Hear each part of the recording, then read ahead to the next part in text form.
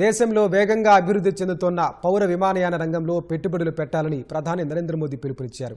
భారత్ ప్రధాన ప్రపంచ విమానయాన కేంద్రంగా మారుతోందన్నారు. హైదరాబాద్ బేగంపేట విమానాశ్రయంలో నిర్వహించిన వింగ్స్ ఇండియా ప్రదర్శనలో వర్చువల్గా మాట్లాడిన ప్రధాని 2047 కల్లా దేశంలో 400కు పైగా ఎయిర్పోర్ట్లు వస్తాయని తెలిపారు. పౌర విమానయాన రంగంలో పెట్టుబడిదారులకు అపారమైన అవకాశాలున్నాయని వాటిని అందిపుచ్చుకోవాలని పిలుపునిచ్చారు.